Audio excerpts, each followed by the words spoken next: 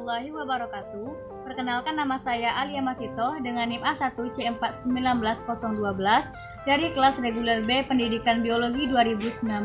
Di sini saya akan melakukan praktikum perkembangan hewan dengan judul tipe-tipe telur, dengan tujuan untuk mengetahui tipe-tipe telur pada vertebrata dan membandingkan antara beberapa spesies dengan tipe-tipe telur yang berbeda. Adapun alat dan bahan yang digunakan dalam praktikum tipe-tipe telur adalah pisau, wadah, 2 butir telur ayam, 2 butir telur bebek, dan 2 butir telur puyuh.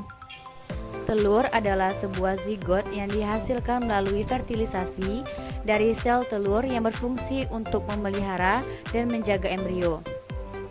Telur memiliki struktur diantaranya yaitu cangkang, kalaza, kuning telur, keping germinal, membran cangkang, ruang udara, membran telur atau vitalin, dan yang terakhir adalah putih telur atau albumen.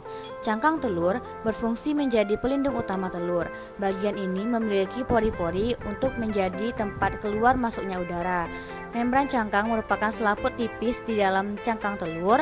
Pada salah satu ujung telur, selaput ini tidak menempel pada cangkang sehingga membentuk rongga udara. Rongga udara berfungsi sebagai sumber oksigen bagi embrio. Kemudian, albumen atau putih telur berfungsi untuk melindungi zigot atau embrio dari goncangan, bahaya lain, dan sebagai cadangan makanan. Kemudian, kuning telur berfungsi sebagai persediaan makanan bagi embrio. Kemudian, kalaza atau tali kuning telur berfungsi untuk menahan kuning telur supaya tetap pada tempatnya dan menjaga embrio agar tetap berada di bagian atas kuning telur. Kemudian, keping germinal atau lembaga disebut juga sel embrio yang akan tumbuh menjadi individu baru. Dan yang terakhir adalah membran vitalin, berfungsi untuk menjaga atau pembungkus yolk dan pemisah antara yolk dan albumen. Membran vitalin tersusun oleh keratin dan ovomucin. Baiklah, di sini terdapat telur ayam yang sudah direbus dan telur ayam yang masih mentah. Dapat dilihat struktur dari telur ayam yang masih mentah yaitu albumen atau putih telur, yolk atau kuning telur, kalaza atau tali kuning telur, membran di sekeliling yolk atau yang disebut dengan membran vitalin, kemudian juga terdapat keping germinal di tengah-tengah yolk.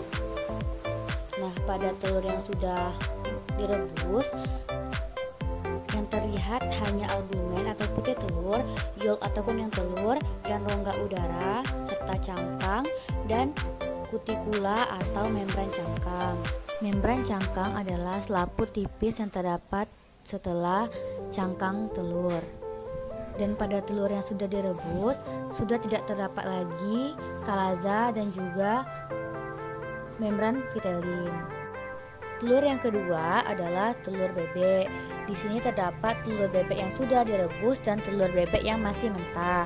Dapat dilihat struktur telur bebek yang masih mentah yaitu terdapat albumen atau putih telur, yolk atau kuning telur, kemudian terdapat kalaza dan membran di sekeliling yolk yang disebut dengan membran vitalin, dan juga terdapat keping germinal di tengah-tengah kuning telur. Kemudian pada telur yang sudah direbus terdapat strukturnya yaitu albumen atau putih telur, yolk atau kuning telur, dan juga terdapat rongga udara. Kemudian juga terdapat cangkang telur dan juga terdapat membran cangkang telur atau kutikula. Dan pada telur yang sudah direbus sudah tidak terdapat lagi kalaza dan membran vitalin.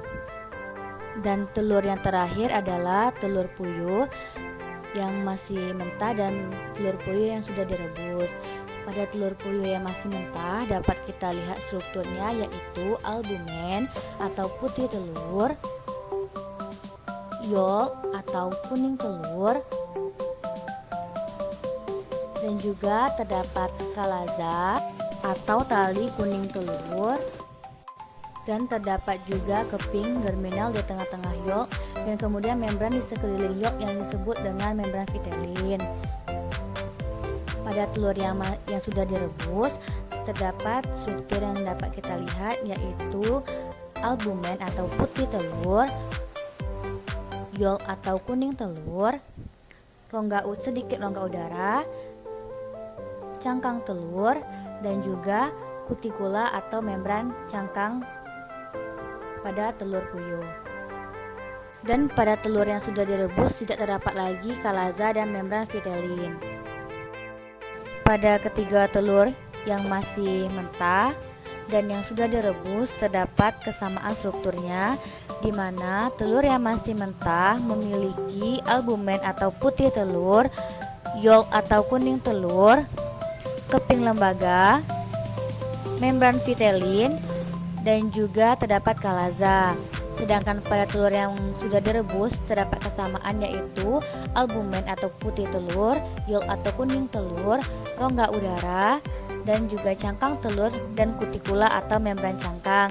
Tetapi pada telur yang sudah direbus tidak terdapat lagi membran vitellin dan kalaza.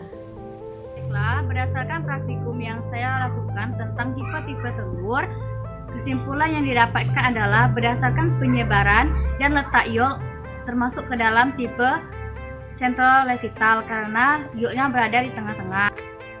Berdasarkan banyak sedikitnya yolk termasuk ke dalam tipe polylecital karena mengandung banyak yolk.